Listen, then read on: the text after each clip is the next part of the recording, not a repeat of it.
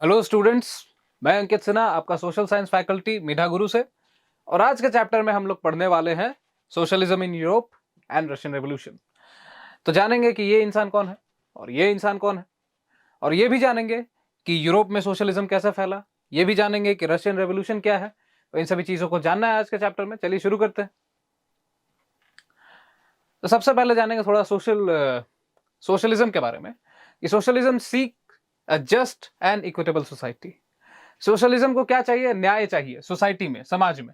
ठीक है, सीधा सीधा अगर बात कहें तो सोशलिज्म का मतलब होता है समाजवाद। समाजवाद का मतलब है कि जो भी रूलर्स हैं या फिर जो भी लोग हैं वो क्या सोचेंगे, वो समाज की भलाई के बारे में सोचेंगे, समाज का कल्याण कैसे किया जाए, तो इसे कहते हैं सोशलिज्म। दूसरी बात, इंडस्ट्रियलाइजेशन। इंडस्ट्रियलाइजेशन के कारण ही सोशलिज्म फैला यूरोप में। कैसे हुआ ये भी जानना है। उसके बाद three types of people. Europe के लोगों को जिस तरह से बांटा गया था, लिबरल्स, रेडिकल्स और कंजर्वेटिव्स, तीन तरह से। उसके बाद फिर रशियन रेवोल्यूशन। उसके बाद फिर 1905 का रेवोल्यूशन, जिसे वर्कर रेवोल्यूशन भी कहा जाता है। उसके बाद फिर फरवरी रेवोल्यूशन 1917 का, जब मोनार्की को खत्म कर दिया गया, जब राजतंत्र को खत्म कर दिया गया रूस से, रशिया से। उसके बाद फिर अक्टूबर रेवोल्यूशन 1917 का, जब कम्युनिस्ट सरकार आई और स्टालिन की पॉलिसीज, जिसे कलेक्टिवाइजेशन कहते हैं। इन सभी चीजों के बारे में जानना है। तो सबसे पहले जानेंगे यूरोप की सोसाइटी के बारे में। तो यूरोप की सोसाइटी के बारे में सबसे बड़ी बात क्या है कि 18th और 19th सेंचुरी के पहले यूरोप की जो सोसाइटी थी वो मोनार्की से ग्रसित थी, यानी राजतंत्र था। और राजतंत्र में होता ऐसा है कि राजा जो होते हैं अपने अपने शक्तियों को गलत इस्तेमाल, ज्यादातर राजा ऐसा ही करते हैं, अपने शक्तियों का गलत इस्तेमाल। तो लोग इससे परेशान थे। और जब परेशान थे तो यूरोप की सोसाइटी को तीन तरह के लोगों में बांट दिया गया। सबसे पहले लिबरल। तो लिबरल कौन थे? ऐसे लोग जिन्हें बदलाव चाहिए था, ऐसे लोग जिन्हें चाहिए था रिप्रेजेंटेटिव गवर्नमेंट। क्या होता है आगे बताएंगे। उसके बाद रेडिकल। रेडिकल कौन है? ऐसे लोग जो गवर्नमेंट तो चाहते थे, मतलब मोनार्की में बदलाव चाहते थे, लेकिन किस तरह की government? Majority population, based on majority population. तो आप जानते होंगे, अगर नहीं जानते तो मैं बताता हूं कि श्रीलंका एक ऐसा देश है जहां पर government is based on majority population. वहां पर हालात ऐसे हैं कि सिंघालीज लोग ज्यादा हैं, श्रीलंकन तमिल्स और इंडियन तमिल्स कम है, जिसके कारण सिंघाला लोगों ने सरकार बना दी है और श्रीलंकन तमिल्स और इंडियन तमिल्स के साथ डिस्क्रिमिनेशन करते हैं, भेदभाव करते हैं। ये खराब बात है, असल में अच्छी बात तो है नहीं। रेडिकल्स को वैसे कट्टरपंथी लोग कहते हैं, लिबरल्स को उदारवादी लोग, और यह कंजर्वेटिव, रूढ़िवादी लोग। रूढ़िवादी लोग वो लोग थे जो समाज में बदलाव नहीं चाहते थे। क्यों नहीं चाहते थे, क्या नहीं चाहते थे? अब आप जानते हैं कि थोड़े जो बूढ़े लोग होते हैं उन्हें समाज में बदलाव पसंद नहीं होता। और अगर आप पूछेंगे क्यों, क्योंकि उनका धर्म नष्ट हो जाएगा, ये वो कुछ भी बातें। खैर, आजकल तो बदलाव का जमाना चल रहा है, तो बूढ़े लोगों ने भी मान लिया है कि बदलाव जरूरी है, नहीं हो गया तो प्रॉब्लम्स है। देखिए लिबरल्स कौन थे, फोटोज वोटोज आप देख लीजिए, औरतें हैं। फ्रेंच रेवोल्यूशन की ये फोटो है, उसके बाद ये भी फ्रेंच रेवोल्यूशन की फोटो है। तो लिबरल कौन थे? लिबरल वो लोग थे जो चाहते थे एक ऐसा स्टेट, एक ऐसा देश जो हर धर्म को टॉलरेट करे, हर धर्म को अपने पास रखे, किसी के साथ डिस्क्रिमिनेशन ना करे, किसी के साथ भेदभाव ना करे। इस तरह के कुछ देश का अवधारणा थी, देश की अवधारणा थी। उसके बाद फिर they oppose the uncontrol power of dynastic rulers. तो डायनास्टिक रूलर्स कौन लोग हैं? वही लोग, राजा लोग। राजा राजा रजवाड़ों में क्या होता था, एक राजा आया, फिर उसका बड़ा बेटा राजा बनेगा, फिर उसका बेटा राजा बनेगा। जैसे भगवान ने उन्हें भेजा राज करने के लिए, चर्च कहता था। तो इसे डायनेस्टिक रूलिंग कहते हैं। एक डायनेस्टी से बिलोंग करते हैं राजा लोग, वही। तो ये लोग ज्यादातर क्या करते थे, अपनी शक्तियों का गलत इस्तेमाल करते थे। इसलिए लिबरल्स को चाहिए था कि इस तरह के गवर्नमेंट का बहिष्कार हो, इसे खत्म कर दिया जाए। उसके बाद they wanted to safeguard the rights of individuals against the government. तो जब ये लोग अपनी शक्तियों का गलत इस्तेमाल करते थे तो सीधी सी बात है कि लोगों के अधिकारों को कुचल देते थे। इसीलिए ये लिबरल्स क्या चाहते थे कि एक ऐसी सरकार आए जो रिप्रेजेंटेटिव हो, जो इलेक्टेड हो, जो पार्लियामेंट्री हो, और ये सरकार क्या करेगी, लोगों के अधिकारों को बचाएगी। उसके बाद they believed in limited democracy where only men had the right to vote. तो कुछ चीजें तो अच्छी थी, तो कुछ चीजें खराब भी थी। क्या खराब बात है कि सिर्फ वो लोग जिनके पास संपत्ति है, संपदा है, पैसे हैं, उन्हीं को वोट करने का अधिकार दिया जाए। ऐसा क्यों? उसके बाद they did not want women to have the vote. औरतों को वोट देने से मना किया जाता था पहले भी, और आज भी। आज तो नहीं किया जाता वैसे, पहले मना किया जाता था। क्यों मना किया जाता था? क्योंकि लिबरल भी थोड़ा थोड़ा तो रूढ़िवादी सोच होती है, तो सोचते थे कि औरतें जो है किचन में ही बिलोंग करती है, घर के काम करने के लिए ही होती है, इसलिए। उसके बाद रेडिकल्स के बारे में जानना है, तो रेडिकल्स देखिए, radicals wanted a government based on majority of the population. Government क्या, किस तरह का गवर्नमेंट चाहते थे? मेजॉरिटी पॉपुलेशन, मेजॉरिटेरियनिज्म कहते हैं इसे। ठीक है, क्या मतलब है कि आपके पॉपुलेशन में एक समुदाय को देखा जाएगा जिसकी सबसे ज्यादा जनसंख्या है, वही सरकार बनाए। उसके बाद they supported women suffrage movements. तो ये लोग औरतों को वोट देने का अधिकार चाहते थे कि उन्हें दिया जाए, कि वो वोट दें। उसके बाद they oppose the privileges of great land owners and factory wealthy factory owners. यहां देखिए, लिबरल्स के साथ भी यही है। लिबरल्स भी क्या अपोज कर रहे हैं? ऐसी गवर्नमेंट जो डायनेस्टिक रूलर नहीं हो। ये भी चाहते थे कि थोड़ा क्या कहते हैं, राइट टू प्रॉपर्टी दिया जाए, लोगों को अधिकार दिया जाए प्रॉपर्टी की, संपत्ति रखने का। लेकिन ये लोग क्या है, देखिए, ये लोग अपोज करते हैं उस तरह की चीजों को। लैंड ओनर, फैक्ट्री ओनर्स, इन लोगों को अपोज कर रहे हैं।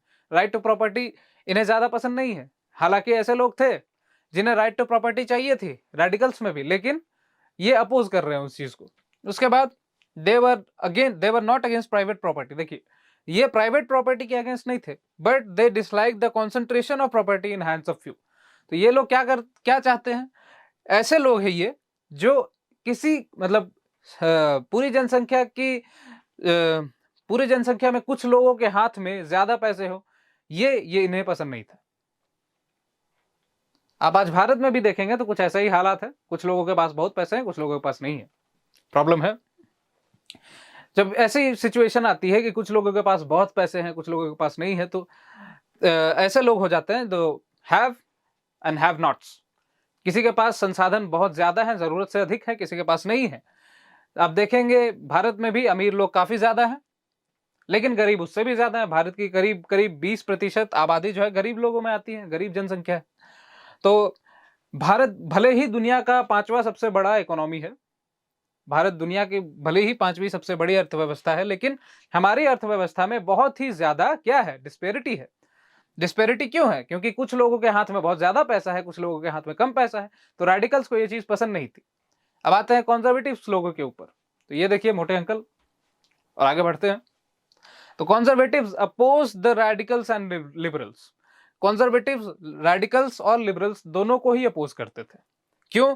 क्योंकि इन्हें लगता था कि पास्ट को रिस्पेक्ट करना चाहिए, यानी जो बीता हुआ कल है, अपने एंसेस्टर्स को रिस्पेक्ट दीजिए, इज्जत दीजिए, और चेंज धीरे धीरे लाइए। चेंज तो होगा ही, लेकिन धीरे धीरे लाइए। और इन्हें भी पता चल गया था कि चेंज जरूरी है, चेंज को बदला नहीं जा सकता, चेंज होगा ही। ठीक है, वैसे चेंज को ही बदलाव कहते हैं, और चेंज को रोका नहीं जा सकता। असल में बदला नहीं, रोका नहीं जा सकता। अब देखिए इंडस्ट्रियल रेवोल्यूशन क्या हुआ। इंडस्ट्रियल रेवोल्यूशन 18th और 19th सेंचुरी में इंग्लैंड में शुरू हुआ। वहां पर स्टीम इंजन बनी और पूरी दुनिया उसके बाद फिर इंजन के पीछे पागल हो गई। इंडस्ट्रियल रेवोल्यूशन शुरू हो गया, और इंडस्ट्रियल रेवोल्यूशन के कारण दुनिया में बहुत बड़े बड़े बदलाव हुए थे। ठीक है, लेकिन यूरोप से शुरू हुआ था, तो यूरोप में तेजी से बदलाव हुआ। सोशल चेंज हो गया, इकोनॉमिक चेंज हो गया। देख लीजिए, people move to cities to work in factories. जब देखिए गांव से लोग शहर की तरफ जाते हैं तो इसे कहते हैं अर्बनाइजेशन। ठीक है, गांव से जब लोग शहर की तरफ जाते हैं तो इसे कहते हैं अर्बनाइजेशन। ठीक है, शहरीकरण। और शहरीकरण कब होता है? जब लोग अपने लाइफस्टाइल से तंग आ चुके हैं और उन्हें बढ़िया लाइफस्टाइल चाहिए, तो वो जाते हैं गांव से शहर की तरफ, सोचते हैं कि मैं अमीर हो जाऊंगा। लेकिन प्रॉब्लम यह है कि शहर में भी लोग अमीर हो नहीं पाते। ऊपर से शहर ओवरक्राउड हो जाता है, जिसके कारण हेल्थ फैसिलिटीज अच्छी नहीं, एजुकेशन फैसिलिटीज अच्छी नहीं। ठीक है, ट्रांसपोर्ट फैसिलिटीज अच्छी नहीं होती। उसके बाद फिर सरकार पे भी काफी दबाव पड़ता है। पॉपुलेशन शहर में काफी ज्यादा बढ़ जाता है, जिसके कारण हाउसिंग की प्रॉब्लम हो जाती है, सैनिटेशन की प्रॉब्लम हो जाती है। ये सभी चीजें इंडस्ट्रियल रेवोल्यूशन से हुई, यूरोप में हुई थी। ठीक है, working condition in factories were poor, factory में जो वर्किंग कंडीशन थे वो पुअर थे, अभी भी काफी खराब होते हैं, लेकिन उस समय और भी खराब था। क्यों? आप देखते हैं टेक्नोलॉजी का जब एडवांस हो गई है तो प्रदूषण कम हुआ है और काफी सारी नए नए एडवांसमेंट हुई है, ठीक है। लेकिन उस समय क्या था? उस समय डेवलपमेंट का दौर चल रहा था, विकास का दौर चल रहा था, तो कोयले का इस्तेमाल, ठीक है, कोयले का इस्तेमाल कर रहे हैं लोग, पुरानी मशीनें हैं तो मशीनों में सेफ्टी मेजर्स भी नहीं है, ठीक है। तो इन सभी चीजों के कारण उस समय वर्किंग कंडीशंस खराब थे, काम करने के हालात बहुत ही खराब थे। ऊपर से इस पर अगर आप जोड़ देंगे तो वेजेस भी काफी कम थे और वर्क आवर्स बहुत ज्यादा, कभी कभी तो 15 घंटे काम करना पड़ जाए। ऐसे में कहना गलत नहीं है कि वर्किंग कंडीशन खराब थे। उसके बाद अनएम्प्लॉयमेंट वाज कॉमन। देखिए, जब अर्बनाइजेशन होती है तो सबसे बड़ा प्रॉब्लम सरकार के पास यही आता है, अनएम्प्लॉयमेंट, कि कितने लोगों को काम दे सकते हैं आप। हाँ, प्राइवेट फर्म्स हैं आपके पास, लेकिन कितने लोगों को आप काम दे सकते हैं, ये बहुत ही बड़ी चीज होती है इकोनॉमिक्स के हिसाब से। उसके बाद हाउसिंग एंड सैनिटेशन प्रॉब्लम्स, जो मैंने आपको शुरू में ही बता दिया, और liberals and radicals search for solutions to these issues. Liberals और रैडिकल्स इन्हीं इश्यूज के कारण शुरू हो गए इसके सोल्यूशन पर, कि कैसे इसका उपाय निकाला जाए इन सभी चीजों से बचने के लिए। उसके बाद हम लोग देखेंगे इंडस्ट्रियल रेवोल्यूशन में आगे लिबरल्स और रैडिकल्स के बारे में। तो देखिए, liberals and radicals believed in individual effort, labour and enterprise. इन सभी चीजों में इन्हें विश्वास था कि खुद से काम करेंगे, लेबर करेंगे, मेहनत करेंगे और कंपनीज खोलेंगे तो डेवलपमेंट होगा। They believed that societies would develop if freedom of individual were ensured and the poor could labor. देखिए, गरीब लोगों से काम करवाना चाहते थे, ठीक है, आप गरीब लोगों से काम करवाना चाहेंगे, सस्ते में काम हो जाता है, निकल जाता है, लेकिन प्रॉब्लम क्या है? प्रॉब्लम यह है कि ये लोग गरीबों से काम तो करवाना चाहते थे, लेकिन गरीबों को फैसिलिटीज नहीं देना चाहते थे। ये समाज की, इनकी भी सोच की थोड़ी प्रॉब्लम थी। उसके बाद they oppose the privileges of old aristocracy. Aristocracy मतलब जो नोबल्स होते थे, अमीर लोग जो होते थे, उनके प्रिविलेजेस को ये लोग अपोज करते थे, इन्हें पसंद नहीं था। और उसके बाद many working men and women rallied around liberals and radical groups and parties in early 19th century. तो लोग क्या करते थे, लिबरल और रैडिकल ग्रुप्स ज्वाइन कर लेते थे, ठीक है। आगे बढ़ते हैं और देखते हैं थोड़ा industrial society and social change. यहां पर देखिए क्या है, nationalists, liberals and radicals wanted revolutions to put an end to the kind of governments that were established in Europe in 1815। तो आपको मैंने बताया है, आपने पढ़ा भी होगा फ्रेंच रेवोल्यूशन। फ्रेंच रेवोल्यूशन में आप जानते हैं कि जब फ्रेंच रेवोल्यूशन हुआ 1989 में, उसके बाद फिर फ्रांस में नई सरकार आई। नई सरकार आई, वो डूब गई, वो खत्म हो गया, डिसॉल्व हो गई। उसके बाद फिर नेपोलियन जब आते हैं तो फिर यूरोप में एक नया सिस्टम शुरू हो जाता है। नेपोलियन अपने हिसाब से रूल करते हैं, नया लॉ बनाते हैं जिसे नेपोलियनिक कोड कहा जाता है। ये सभी आपको 10th क्लास में पढ़ना है, ठीक है। तो इन सभी चीजों के कारण यूरोप में काफी सारे बदलाव आ गए थे, ठीक है। और क्या हुआ उसके बाद, फिर नेशनलिस्ट लोग जो थे, लिबरल और रेडिकल, इस तरह का रेवोल्यूशन को, मतलब क्या कहना है, जब नेपोलियन आए 1815 में वो बैटल ऑफ वाटरलू में हार गए। और बैटल ऑफ वाटरलू में जब हारे तो फ्रांस को उन्होंने जितना बढ़ाया था, जितनी टेरिटरीज कब्जा की थी, वो वापस दे दी गई और वापस से राजतंत्र शुरू हो गया, मोनार्की शुरू हो गई। तो लिबरल, रेडिकल, नेशनलिस्ट ये लोग चाहते थे कि इस तरह के एरिस्टोक्रेसी को, ऑटोक्रेटिक गवर्नमेंट्स को हटा दिया जाए। ऑटोक्रेटिक का मतलब होता है ऐसी सरकार जो अपने हिसाब से काम कर रही है और किसी को आंसरेबल नहीं है, जवाबदेही किसी के पास नहीं है, कुछ भी करेंगे और लोगों को जवाब नहीं देंगे मैंने ऐसा क्यों किया। इसे कहते हैं ऑटोक्रेसी।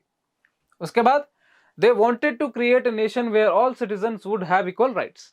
तो क्या चाहते हैं नेशनलिस्ट, लिबरल, रेडिकल? इस तरह का नेशन चाहते हैं जहां पर हर लोग, इस तरह का देश चाहते हैं जहां पर हर इंसान के पास बराबर राइट्स हो, ठीक है।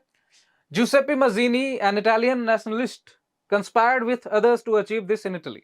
यूनिफिकेशन ऑफ इटली में आप जानेंगे कि क्या हुआ। Giuseppe Mazzini नाम के एक इंसान ने इटली को आजाद करा दिया। किससे? इस तरह के रूल से, ऑटोक्रेसी से। His writings inspired nationalists elsewhere, including in India। तो ये सभी चीजें हैं। भारत में भी Giuseppe Mazzini जो लिखते थे वो पढ़ा जाता था, रेवोल्यूशनरी कहा जाता है उन्हें। ज्यूसेप्पी मजीनी। इसके बाद देखिए सोशलिज्म क्या होता है। Socialism is a vision of how society should be structured. ये एक विजन है, एक तरह का कहा जाए तो फ्यूचर में देखना कि किस तरह से सोसाइटी को रखा जाए, क्या वर्किंग, क्या मैकेनिज्म्स होने चाहिए, ये सभी चीजें। Societies are against private property. Socialist क्या है, प्राइवेट प्रॉपर्टी के अगेंस्ट होते हैं। उसके बाद they believe that private property is the root of all social ills. Private property जो है यही क्या है, root of all social evil है। जितने भी समाज में कुरीतियां हैं, बुराइयां हैं, प्राइवेट प्रॉपर्टी के कारण है। दे believe that society should control property. ये चाहते हैं कि सोसाइटी क्या करे, प्रॉपर्टी को कंट्रोल करे, और यही सोशलिज्म कम्युनिज्म दोनों एक जैसी ही चीजें हैं। They believe that this would lead to more attention being paid to collective social interests. तो इस ऐसा करने से क्या होगा, लोगों की जो प्रॉब्लम है वो सामने आएंगी ऐसा करने से, इनका मानना है सोशलिस्ट्स का। इसके बाद देखिए सोशलिस्ट्स एंड आइडियाज। क्या है आइडियाज, देखते हैं। तो ये देखिए, ये आपको रॉबर्ट ओवन की तस्वीर नजर आ रही है, और ये लुइस ब्लैंक की है। ये लुइस ब्लैंक की है, वो रॉबर्ट ओवन की है। रॉबर्ट ओवन ने न्यू हार्मनी नाम की एक कोऑपरेटिव सोसाइटी बनाई थी इंडियाना में, ये यहाँ लिखा हुआ होगा। Robert Owen wanted to build a cooperative community called New Harmony in Indiana. Indiana India नहीं है, अमेरिका में, यूएस में है, यूनाइटेड स्टेट्स में है। America, North America, South America, और साउथ नॉर्थ अमेरिका का एक देश है United States. Socialists had different visions for the future. तो क्या है देखिए, some believed in idea of cooperatives. Cooperatives ऐसी सोसाइटी जहां पर लोग आपस में आकर मिल बांट कर काम करते हैं, उसके बाद फिर क्या करेंगे, उसके बाद अगर किसी को कुछ तकलीफ है तो सारे लोग मिलकर उस तकलीफ को खत्म करने में लगेंगे, तो इसे कहते हैं cooperative. Other socialists felt that cooperatives could not be built on a wide scale only through individual initiative. तो रॉबर्ट ओवन ने तो एक कोऑपरेटिव सोसाइटी बना दी, लेकिन बाकी लोग ऐसा मानते थे कि इसे लार्ज स्केल पे, बड़े स्केल पे नहीं किया जा सकता। इसलिए वो चाहते थे कि गवर्नमेंट इसे बनाए, इसका एडवर्टाइजमेंट करे, इसे बढ़ाए। They demanded that government encourage cooperatives. देखिए, Louis Blanc wanted the government to encourage cooperatives and replace capitalist enterprises. Louis Blanc क्या चाहते थे कि गवर्नमेंट क्या करे, कोऑपरेटिव्स को बढ़ावा दे और कैपिटलिस्ट एंटरप्राइज को हटा दे। These cooperatives were to be associations of people who produced good together and divided the profits according to the work done by the members. तो जैसे जैसे आपने काम किया है, जिस हिसाब से आपने काम किया है, उस हिसाब से आपको रिवॉर्ड किया जाएगा। यह है कोऑपरेटिव्स का काम। अब यहां पर देखिए कार्ल मार्क्स है और यह है फ्रेडरिक एंजल्स। कार्ल मार्क्स महान इंसान, कम्युनिज्म की व्याख्या करने वाले, कम्युनिज्म को बताने वाले कि क्या होता है कम्युनिज्म, इन्होंने ही दिया था आइडिया कम्युनिज्म का। और एंजल्स पढ़कर इसे बढ़ावा दिया, बढ़ाया इसे। देखिए कैपिटलिस्ट सोसाइटी, मार्क्स ने क्या देखा सोसाइटी में, कि सोसाइटी कैपिटलिस्ट है। आप मार्क्स को अगर पढ़ेंगे तो आप जानेंगे कि वो कहते हैं कि कैपिटलिस्ट सोसाइटी में बहुत प्रॉब्लम्स है। कैसे, लोगों को लंबे लंबे घंटे काम करना पड़ता है, कभी कभी 15 घंटों तक, 16 घंटों तक काम करना पड़ता है। वेजेस खराब है, वेतन अच्छा नहीं दिया जाता, सैलरी अच्छी नहीं दी जाती, ठीक है। और जब ऐसी चीजें होती हैं तो लोग खुश नहीं रहते। तो लोग खुश कैसे रहेंगे, लोगों को खुश करने का एक सिस्टम हो सकता है कि आप क्या करेंगे कि लोगों को सामान प्रोड्यूस करने दे और उन्हें ही उन सामानों का इस्तेमाल करने दे, जैसे जिसने जितना प्रोड्यूस किया है वो उतना सामान इस्तेमाल कर सकेगा। ये इनकी सोच थी, या जिसे जितनी जरूरत है उतना सामान, उतना रिसोर्सेज, संसाधन उसे दिया जाए। ये कम्युनिज्म की सोच है। दूसरी बात यह है कि ये चाहते थे कि कैपिटलिज्म हटा दिया जाए, वर्कर एक्सप्लॉयटेशन। तो कैपिटलिज्म में क्या होता है, मैंने अभी आपको बताया कि वर्कर को एक्सप्लॉइट किया जाता है, ठीक है, प्रताड़ित करना। कैपिटलिस्ट क्या करते थे, वर्कर के लेबर पर प्रॉफिट कमाते थे। गरीब लोग काम कर रहे हैं और उन्हें वेतन कम दिया जा रहा है और प्रॉफिट खुद कमाया जा रहा है, ठीक है। Overthrow capitalism, Marx call to dismantle capitalist system. क्या करना चाहते थे मार्क्स, कैपिटलिज्म को हटाना चाहते थे। कैसे, कम्युनिज्म लाके, कम्युनिज्म इंस्टॉल और कैपिटलिज्म अनइंस्टॉल, फोन की भाषा। Socialist society, constructing society with socially controlled property. देखिए, समाज में जितनी भी प्रॉपर्टी होगी वो कौन कंट्रोल करेगा? समाज कंट्रोल करेगा, ना कि कैपिटलिस्ट लोग कंट्रोल करे। उसके बाद फिर communist vision, marks believe in future communist society. और आज आप देखेंगे काफी सारे देश हैं जो अपने आप को सोशलिस्ट कहते हैं, जैसे चाइना हो गया, रशिया हो गया, ये सारे देश अपने आप को सोशलिस्ट कहते हैं, लेकिन हमारा देश उन्हें कम्युनिस्ट कहता है। क्यों कहता है कम्युनिस्ट? क्योंकि देश के जितने भी संसाधन है वो सरकार के हाथ में, ठीक है।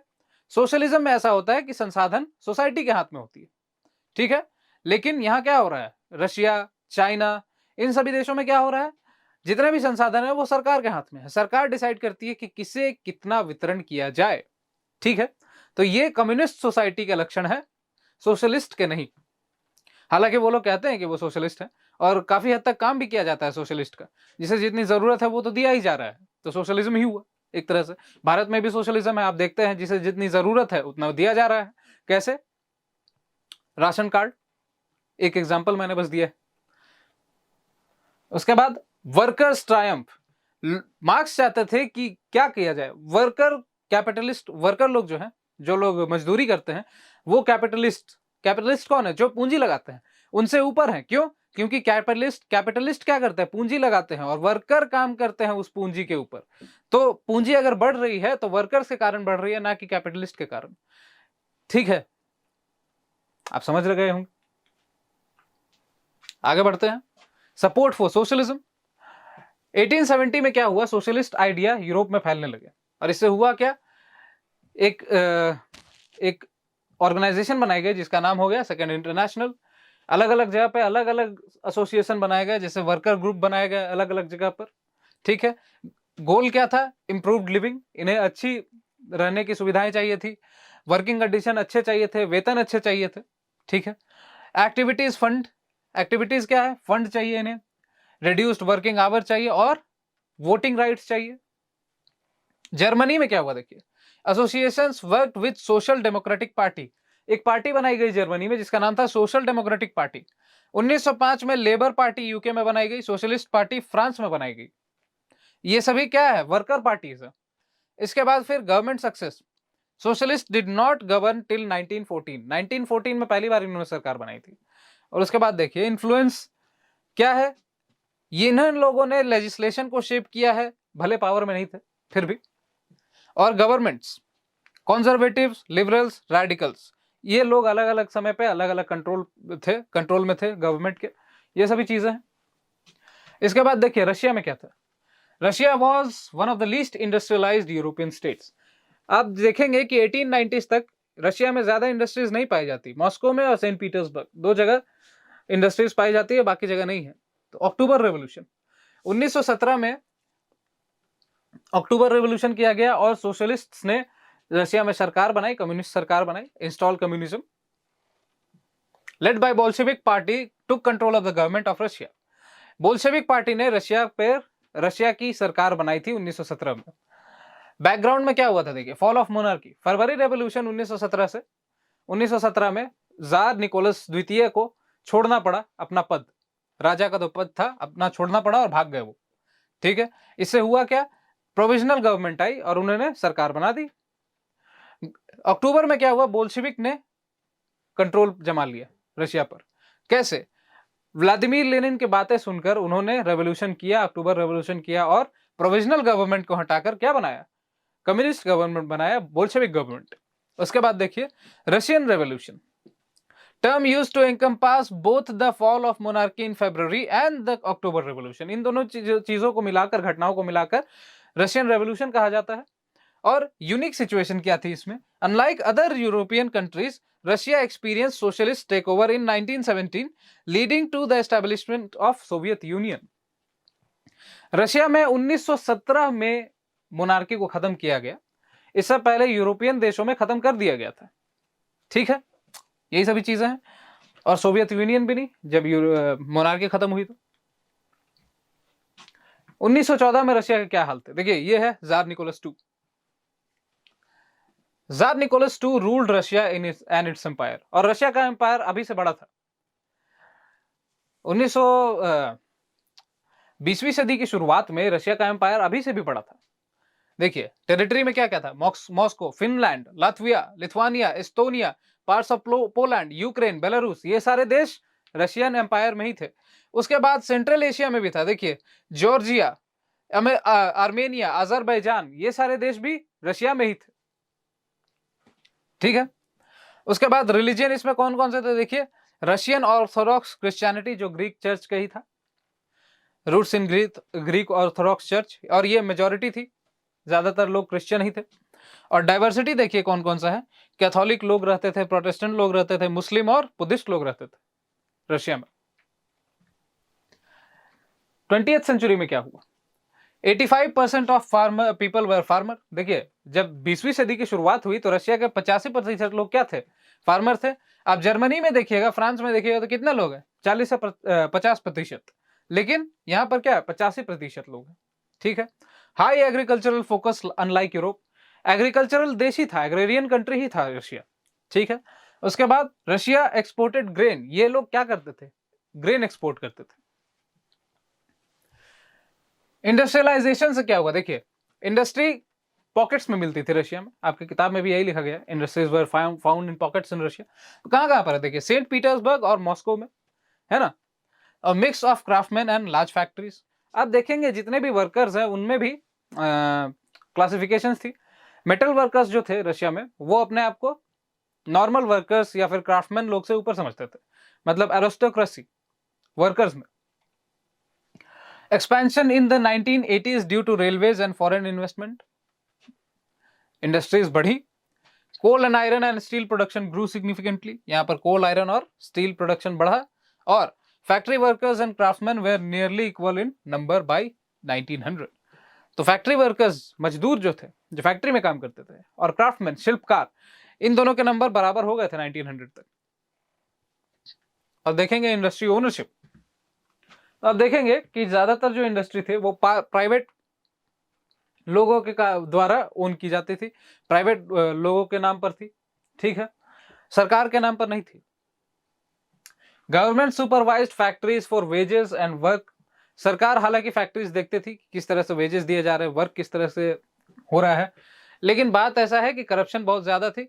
तो अगर ऑफिसर्स कुछ बोले कि भैया आपकी फैक्ट्री में तो वेतन कम दिया जा रहा है या फिर काम करने के हालात अच्छे नहीं है, तो फिर उन्हें पैसा खिला दिया जाता था, corruption. Factory inspectors struggle to enforce rule, उसके बाद फैक्ट्री इंस्पेक्टर जो थे, नियम लगाने में दिक्कत होती थी, उन्हें दिक्कतें होती थी। वर्किंग कंडीशन देखिए तो क्राफ्ट वर्कशॉप में लगभग 15 घंटे के वर्कडे होते थे। आजकल 8 घंटे के वर्कडे हैं नॉर्मली, लेकिन उस समय 15 घंटे के होते थे। फैक्ट्री में क्या है, देखिए 10 से 12 घंटा काम करना पड़ता था फैक्ट्री में। और अकोमोडेशन देखेंगे तो रूम से डॉम कुछ भी, रूम मतलब रूम जो आप जानते हैं, डॉम मतलब हॉस्टल, एक तरह से कहा जाए तो खाना वाना मिलता है वहां पर वैसे।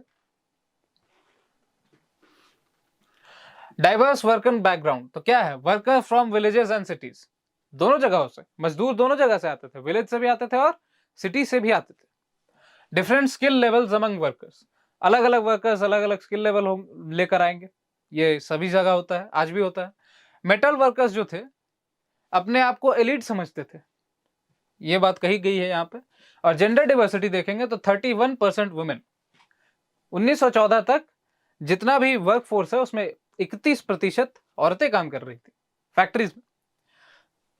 जेंडर और वेजेस, औरतों को देखेंगे तो 31% औरतें तो हैं, लेकिन इन्हें वेजेस कितना दिया जाता था, 50 से 75%।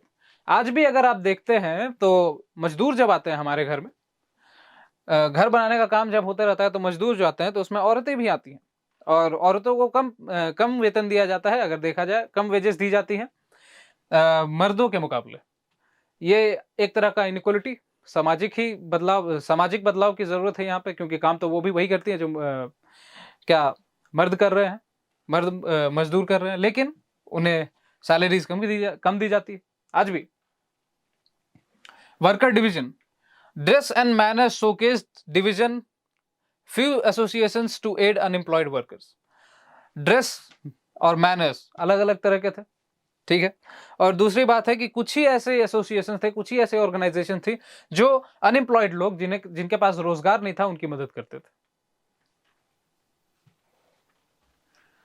वर्कर्स यूनिटी एंड स्ट्राइक्स क्या है देखिए, वर्कर्स यूनाइटेड इन स्ट्राइक्स अगेंस्ट एम्प्लॉयर्स। वर्कर्स ज्यादातर मामलों में मतलब लगभग लगभग आप कहेंगे महीने के महीने, 2 महीने 3 महीने ऐसे पर हड़ताल किए जाते थे। क्यों किए जाते थे? वेज बढ़ाइए, लिविंग कंडीशंस बढ़िया करिए, वर्किंग कंडीशंस बढ़िया करिए, और वर्क आवर्स कम करिए, ये सभी चीजें। फ्रीक्वेंट स्ट्राइक्स देखिए, टेक्सटाइल इंडस्ट्री में 1896-97 में स्ट्राइक्स चलते रहते थे। मेटल इंडस्ट्री में 1902, ब्लडी संडे में पढ़ेंगे इसके बारे में। पेजेंट्स एंड लैंड ओनरशिप, तो आप देखते हैं कि रशिया में 20वीं सदी की शुरुआत तक सर्फडम चल रहा था। सर्फडम का यही मतलब है जो भारत में बेगार कहते हैं, कि लोग क्या करेंगे, लॉर्ड्स, लैंडलॉर्ड्स के खेतों पर जाके काम करेंगे, लेकिन कभी कभी उन्हें पैसे नहीं दिए जाते थे। पेजेंट्स कल्टिवेटेड मोस्ट लैंड, ज्यादातर लैंड जो है वो कौन कल्टिवेट करेगा, ज्यादातर जमीन पर खेती का काम कौन करेगा, किसान करेंगे, सीधी सी बात है। Nobility crown and Orthodox church owned large properties. Nobility यानी अमीर लोग, ऐसे कौन अमीर लोग, जो राजा के अंदर काम करते थे, ठीक है। और ये लोग, इन लोगों के पास सबसे ज्यादा जमीन थी। नोबिलिटी, क्राउन, क्राउन यानी किंग, और ऑर्थोडॉक्स चर्च के पास हमेशा ज्यादा जमीन होती है, पता नहीं क्यों। Peasants divided, deeply religious, lack respect for nobility. देखिए यहां पर क्या है, पेजेंट्स डिवाइडेड है लेकिन डीपली रिलीजियस हैं, धार्मिक हैं, और नोबिलिटी की इज्जत नहीं करते हैं। जब आपका जो रूलर है वो आपके लिए कुछ नहीं करेगा तो आप क्यों इसकी इज्जत करेंगे, सीधी सी बात है। Pageants unrest, pageants wanted nobles land not respect.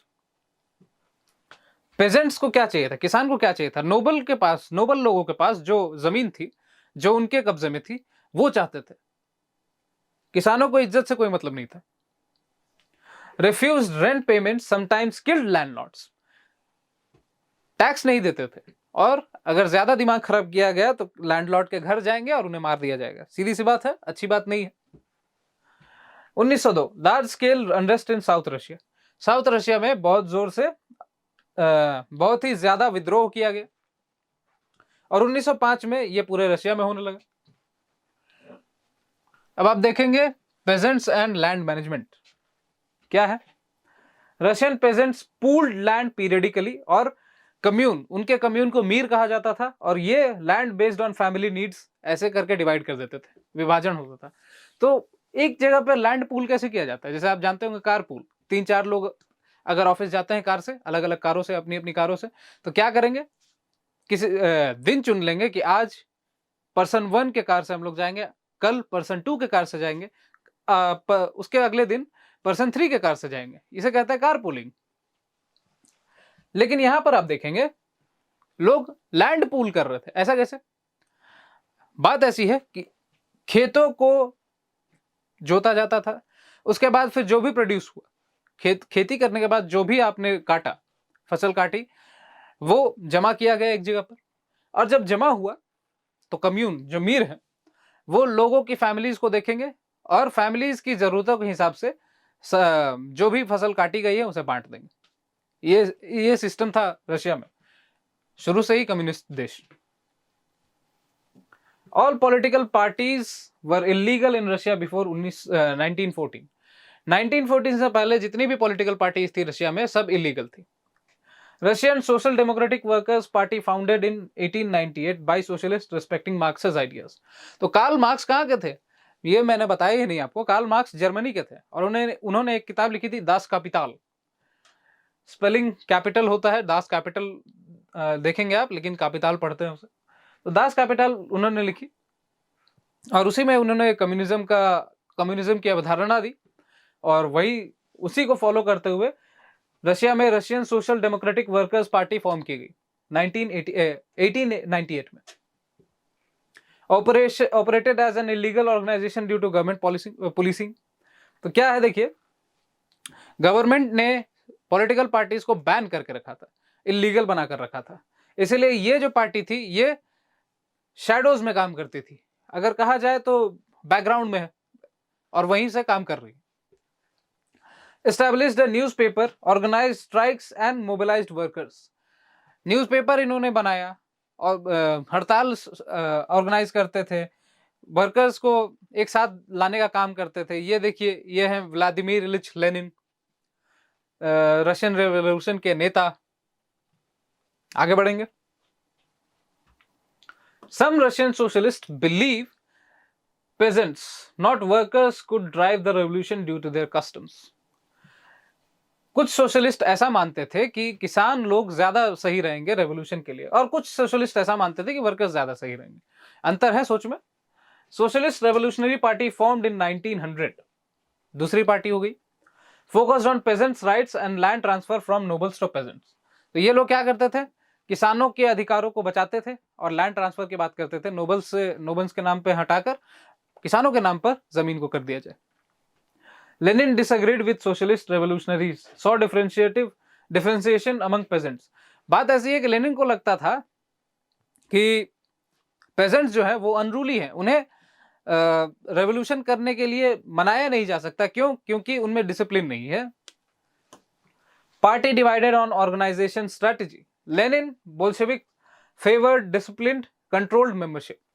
देखिए, बोल्शेविक क्या चाहते थे? Discipline and control membership. और एक और पार्टी थी जिसका नाम था मेंशेविक। ये क्या करते थे? Openness like in Germany. इन्हें क्या चाहिए था? कोई भी आ जाए हमारी पार्टी में रेवोल्यूशन को ज्वाइन करने के लिए। मेंशेविक और बोल्शेविक। फिर से एक बार जार निकोलस II की फोटो देख ले और शुरू करें। Russia was an autocracy, Tsar has sole power unlike European rulers. यहां पर देखिए, जार के पास सारी शक्तियां हैं। यूरोपियन रूलर, अभी इसके कंटेम्परेरी जितने भी यूरोपियन रूलर थे, ज्यादातर लोगों के पास ऑटोक्रेसी नहीं थी, लेकिन इसके पास था। Liberals in Russia aim to end Tsar's unchecked power. रूस के जो लिबरल्स थे वो चाहते थे कि जार को खत्म किया जाए। 1905 के रेवोल्यूशन में क्या होता है? Liberals, social Democrats, socialist, revolutionary United for a constitution. ये लोग सभी आकर मिले, इन्होंने रेवोल्यूशन, क्रांति की और कॉन्स्टिट्यूशन बनाने की बात की, संविधान बनाने की बात की। और क्या होता है? Nationalist and जेडाइडिस्ट। जेडाइडिस्ट कौन लोग हैं? रशिया में रहने वाले मुस्लिम लोग।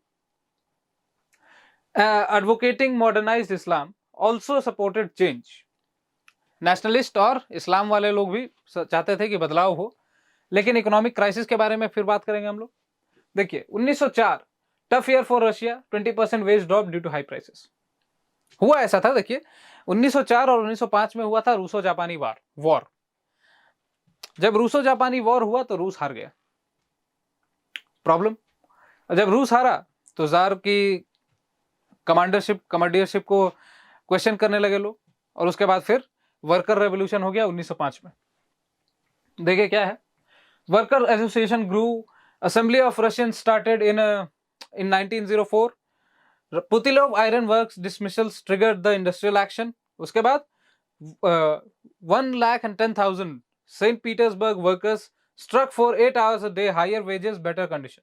स्ट्रक मतलब हड़ताल किया। कितने लोगों ने? 1,10,000 लोगों ने। क्या मांग रहे थे ये लोग? 8 घंटे का दिन मांग रहे थे। 8 घंटे का दिन मतलब दिन में 8 घंटे ही काम करेंगे। हायर वेजेस मांग रहे थे और वेतन बढ़ाइए हमारा। और तीसरी चीज, बेटर कंडीशंस मांग रहे थे कि वर्किंग कंडीशंस बढ़िया किया जाए। क्यों किया जाए? पुतिलोव आयरन वर्क्स में कुछ लोगों को डिसमिस कर दिया गया था इसके कारण। यहीं से शुरुआत होती है ब्लडी संडे की। तो देखिए, ब्लडी संडे क्या है? फादर गैपोन नाम के इंसान ने क्या किया? देखिए, procession led by Father Gapon to the Winter Palace. Father Gapon नाम के एक इंसान ने क्या किया? लोगों को, मजदूरों को जमा किया और विंटर पैलेस की तरफ चल पड़े। विंटर पैलेस जहां पर जार निकोलस II रहते थे।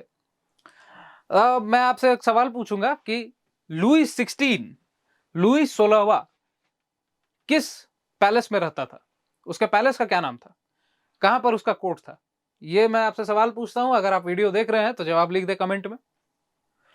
ब्लडी संडे तो क्या होता है? देखिए, जब फादर गैपोन लेकर जाते हैं इस प्रोसेशन को, तो राजा क्या करते हैं? ऑर्डर कर देते हैं ओपन फायर का। इससे होता क्या है? लोग, पुलिस वाले ऊपर फायर कर देते हैं। ओपन फायर किस पर? क्राउड पर।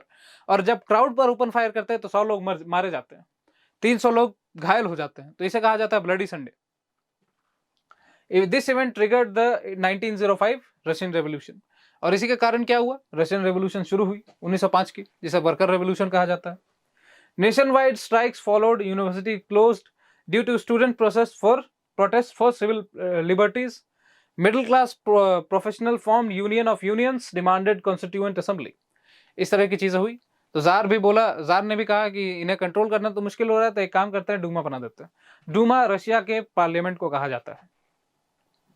इसके बाद क्या हुआ देखिए, रशियन रेवोल्यूशन 1905 का रशियन रेवोल्यूशन में क्या हुआ, जार ने डूमा बनाया, इलेक्टिव कंसल्टेटिव पार्लियामेंट बनाई गई, यूनियन कमेटी बनाई गई, रेवोल्यूशन के समय ही बनाई गई थी 1905 में लीगैलिटी के लिए।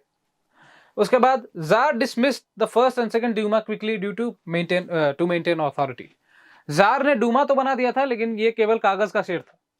क्यों कागज का शेर था, क्योंकि जार को अगर मन करता तो वो डूमा को डिसमिस कर सकते थे, और उन्होंने 2 बार डूमा को डिसमिस कर भी दिया था। और तीसरा डूमा जब उन्होंने बनाया, तीसरा पार्लियामेंट जब बनाया गया, तो उसमें हुआ क्या, उसमें ऐसा किया गया कि कंजर्वेटिव से भर दिया गया इसे।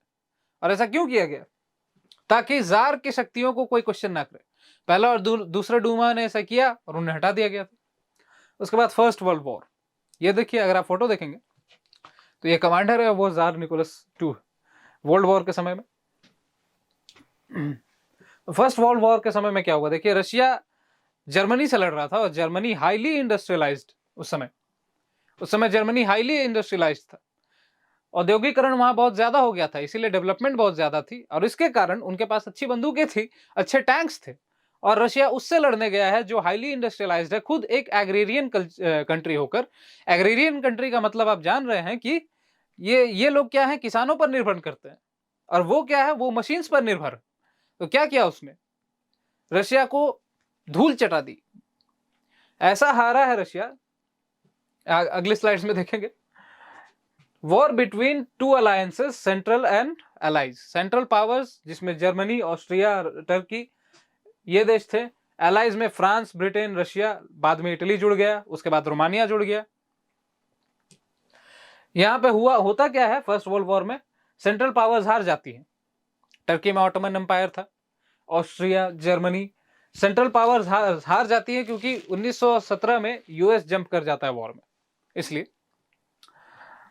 Global conflict due to each countries empire. सारे जितनी भी कंट्रीज के मैंने नाम लिए हैं, सारे ग्लोबल एम्पायर्स थे। हर जगह इन्होंने अपनी कॉलोनीज बसा के रखी थी। तो प्रॉब्लम्स तो है, known as the first world war, इसे ही फर्स्ट वर्ल्ड वॉर कहा जाता है।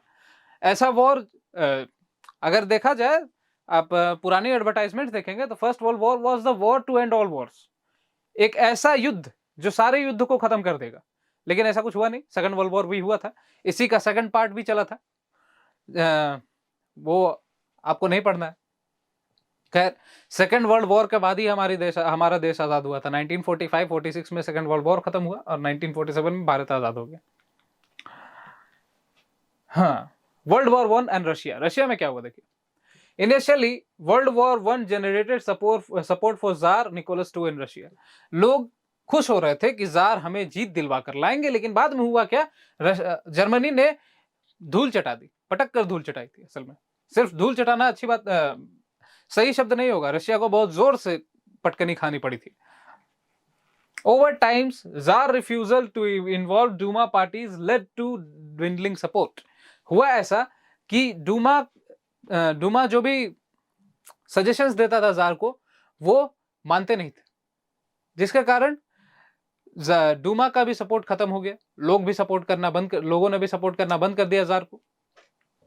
High anti German sentiment, Saint Petersburg renamed as Saint Petersburg को इन्होंने पेट्रोग्राड नाम रख दिया। सेंट पीटर्सबर्ग जर्मन नाम लगता था सुनने में, और इसीलिए इसका नाम कर दिया गया Petrograd. Tsarina's German origin and Rasputin's influence made autocracy unpopular। 1914 की बात हो रही है, तो यहाँ पर एक मंक रशिया में आता है। एक मंक है, मंक यानी साधु कहा जाए तो एक मंक है जिसका नाम है रास्पुतीन। ये रॉयल फैमिली को बहुत चाहता था। क्यों था? क्योंकि रॉयल फैमिली के बड़े बेटे की हीमोफीलिया को इन्होंने ठीक किया था। हीमोफीलिया क्या होती है? अगर आपको हीमोफीलिया है तो अगर आपको कोई हाथ में कट मार दे तो खून बहना नहीं रुकेगा। तो हीमोफीलिया को खत्म किया था किसने? रास्पुतीन ने। और कैसे खत्म किया था? वो बातें देखिए, बात ऐसी है कि हीमोफीलिया थी और बड़े बेटे को ये लोग एस्पिरिन खिलाते थे। एस्पिरिन दर्द की दवा है, लेकिन होता क्या है उससे? खून पतला हो जाता है। और हीमोफीलिया में अगर आप एस्पिरिन खा रहे हैं तो सीधी सी बात है, आपका खून रुकने वाला नहीं है अगर चालू हुआ तो रास्पुतीन जब रॉयल फैमिली से मिला तो उसने कहा कि मैं ये ठीक कर सकता हूं। और किया क्या उसने? किया यही कि एस्पिरिन बंद करवा दी, जिसके कारण खून ज्यादा बहना रुक गया। तो रॉयल फैमिली उस पर विश्वास करने लगी थी। जरीना अलेक्जेंड्रा जो है जर्मन ओरिजिन की थी और रास्पुतीन की काफी बातें मानती थी। और लोगों को यह पसंद नहीं था, खास करके जो कोर्ट के नोबल थे, उन्हें यह पसंद नहीं था कि रास्पुतीन की बातें क्यों मानी जा रही है। इसीलिए ऑटोक्रेसी अनपॉपुलर हो गई। रोमानोवा फैमिली से विश्वास उठ गया लोगों का। Impacts of world war one impact deferred on eastern and western fronts. अलग अलग जगहों पर अलग अलग इफेक्ट हुआ। ईस्टर्न फ्रंट में क्या हुआ, वेस्टर्न फ्रंट में क्या हुआ? Russia face defeat massive casualties. लगभग देखा जाए तो रशिया में 70 लाख लोग मारे गए थे। और आर्मी क्या हुआ? रशिया की रिट्रीट कर गई, वापस भाग गई। Russian army destroyed crops and buildings causing over 1 million refugees 3 million refugees. तो यहाँ क्या है देखिए, जब आर्मी लौट रही थी तो जर्मन आर्मी इसका पीछा कर रही थी। और इसके कारण ये लोग क्या करते थे, रास्ते में पड़ने वाले जितने भी बिल्डिंग थे उसे बर्बाद कर दिया गया, जितने भी फसल थी उसे खराब कर दिया गया। क्यों किया? ताकि जर्मन इनका पीछा ना कर पाए। War hurt industry, railway broke down, labour shortages emerged. इस तरह की चीजें हुई। वॉर हर्ट, क्या कहते हैं, उद्योगों को चोट लगी इसके कारण। क्यों? सबसे पहले आप मैन पावर को वहां से उठा के ले गए, उसके बाद फिर जितना भी रॉ मटेरियल है वो वहां पर जाने के लिए मैन पावर चाहिए, सप्लाई चेन खराब हो गई। ठीक है, पैसे जो हैं, जो इंडस्ट्रीज को चाहिए ऑपरेट करने के लिए, वो कहां जा रहा है? वॉर में जा रहा है। ये सभी चीजें प्रॉब्लम्स क्रिएट की। रेलवेज ब्रोक डाउन, रेलवे का जो सिस्टम था वो खराब हो गया। लेबर शॉर्टेज इमर्ज्ड, जो मैंने अभी आपको बताया। Essential workshop shut down, food scarcity in cities, bread riots in 1916। तो यहां पे देखिए ब्रेड रायट्स हो रही है, फ्रांस में भी हुई थी। तो अब बात करते हैं फेब्रुअरी रेवोल्यूशन की, जो 1917 में हुआ था। मेन रशियन रेवोल्यूशन जो है यही है, फेब्रुअरी रेवोल्यूशन, जब रशिया से मोनार्की का अंत हो गया, रशिया से राजतंत्र का अंत हो गया। तो देखिए, विंटर 1917 की जो सर्दियां थी रशिया में बहुत मुश्किल वाली थी। क्यों? क्योंकि रशिया देश आप जानते हैं कि एकदम आर्कटिक रीजन में है। और आर्कटिक रीजन में प्रॉब्लम यह है कि वहां सालों भर सर्दी रहती है। और ये रशिया की बात हो रही है, सोचिए कितनी सर्दी होगी। तो रशिया के सेंट पीटर्सबर्ग शहर के बीच से गुजरती है एक नदी जिसका नाम है नेवा। नेवा के राइट बैंक पर रहते थे, यानी दाहिने साइड रहते थे वर्कर्स, यानी मजदूर लोग जो फैक्ट्रीज में काम करते थे। और बाएं साइड रहते थे नोबल लोग या फैशन बिल्डिंग सारे। तो हुआ ऐसा 18 फरवरी 1917, या अगर आप देखेंगे तो रशिया में जूलियन कैलेंडर का इस्तेमाल होता था और बाकी सारी जगह ग्रेगोरियन कैलेंडर का इस्तेमाल होता था। तो रशिया में 18 फरवरी को हुआ था, जबकि बाकी सारी जगह में, मतलब बाकी दुनिया में 3 मार्च 1917। तो 18 फरवरी 1917 कहां पर? रशिया में। 18 फरवरी 1917 को पुतिलोव आयरन वर्क्स में कुछ वर्कर्स ने दंगा किया, जिसके कारण उन्हें रस्टिकेट कर दिया गया, उन्हें हटा दिया गया, जॉब से हटा दिया गया। जिसके कारण क्या हुआ, फिर 22 फरवरी को एक रायट हुआ। रायट यानी सोचिए रेवोल्यूशन की शुरुआत हुई। रेवोल्यूशन की शुरुआत हुई, लोग औरतें पोस्टर्स लेकर निकल गए, राइट बैंक से सीधा लेफ्ट बैंक की तरफ चले और सेंट पीटर्सबर्ग में एक जगह है नेव्स्की प्रॉस्पेक्ट, वहां जाकर पहुंचे। यहाँ पर मैंने लिख रखा है कि वर्कर्स जो है नेव्स्की प्रॉस्पेक्ट तक पहुंचे। क्यों पहुंचे थे? अगर वर्कर्स को स्ट्राइक करने की, हड़ताल करने की जरूरत क्यों थी? सीधी सी बात है, जब आप वेजेस सही नहीं देंगे, वर्किंग आवर्स बहुत ज्यादा है, लिविंग कंडीशंस ठीक नहीं है, वर्किंग कंडीशंस ठीक नहीं है, और साथ में फूड शॉर्टेजेस है, यानी खाना भी नहीं मिल रहा है, तो क्या करेंगे लोग? सीधी सी बात है, रेवोल्यूशन यानी क्रांति तो होगी, तो हुई। तो देखिए, winter 1917 Petrograd faced grim conditions. कैसे? Division evident between workers, worker के बीच में डिवीजन चालू हो गया था। क्वार्टर्स एंड फैशनेबल एरियाज क्या है देखिए, divisions evident between workers quarters and fashionable areas. तो मैंने आपको बताया कि बीच से नेवा नदी गुजर रही थी। नेवा नदी के दाहिने साइड वर्कर्स के क्वार्टर्स थे और बाएं साइड फैशनेबल एरियाज थे। फैशनेबल एरियाज यानी जहां पर रईस लोग रहते हैं, नोबल्स लोग रहते हैं, ठीक है। तो यहां पर डिवीजन है, सीधा आप देख रहे हैं कि बीच से नदी है, दाहिने साइड वर्कर्स के क्वार्टर है जो टूटे फूटे हैं, बाएं साइड नोबल्स के क्वार्टर्स हैं, फैशनेबल एरियाज हैं, बड़े बड़े पैलेसेस हैं। तो लोगों को देखकर तो जलन होगी। उसके बाद देखिए, food shortages in worker areas, harsh winter, tension grew. क्या हुआ? वर्कर्स के एरिया में फूड शॉर्टेज था। वर्कर्स के एरिया में फूड शॉर्टेज क्यों होगा? क्यों ऐसा नहीं है कि अमीरों के एरिया में फूड शॉर्टेज है? पहली बात है कि फूड शॉर्टेज क्यों होगा? इसलिए होगा क्योंकि खाना कम है और आबादी ज्यादा है। तो वर्कर्स की आबादी ज्यादा थी और अमीर लोगों की आबादी कम थी, ठीक है। और दूसरी बात, अमीर लोगों के पास पैसा है तो वो महंगा खाना भी खरीद सकते हैं, जबकि गरीब लोग नहीं खरीद सकते थे। और यहां पर हुआ क्या था, फर्स्ट वर्ल्ड वॉर के कारण वर्कर्स की जो सैलरी थी वो लगभग 20% कम हो गई थी। अब जब मैं कह रहा हूं 20% कम हो गई थी, तो ऐसा नहीं है कि मान लीजिए कि आपका सैलरी 100 रुपया है, मान लीजिए कि आपकी सैलरी कितनी है, 100 रुपया, तो 100 रुपए में 80 रुपए नहीं हो गई थी, ऐसा कुछ नहीं था।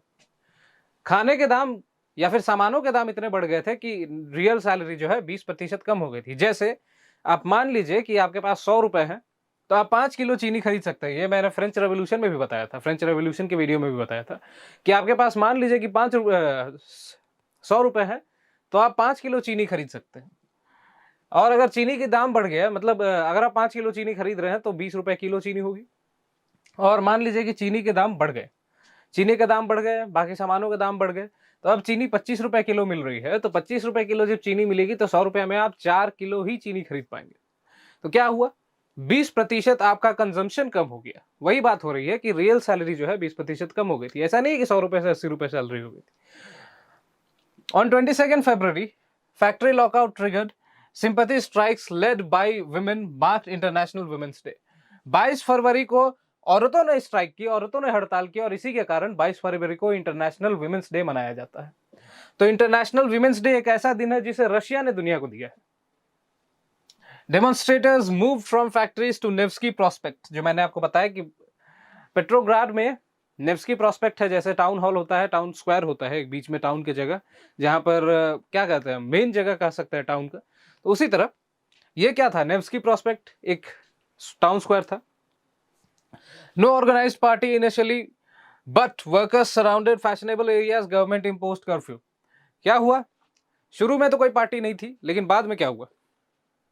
बाद में वर्कर्स ने फैशनेबल एरियाज को घेर लिया, मिनिस्टर क्वार्टर्स को घेर लिया, सारे अमीरों के जगहों को घेर लिया, जिसके कारण गवर्नमेंट ने कर्फ्यू लगा दिया। और उसके बाद देखिए क्या होता है। Demonstrations continued, cavalry and police called but they refuse to fire on demonstrators. क्यों ऐसा किया होगा पुलिस ने?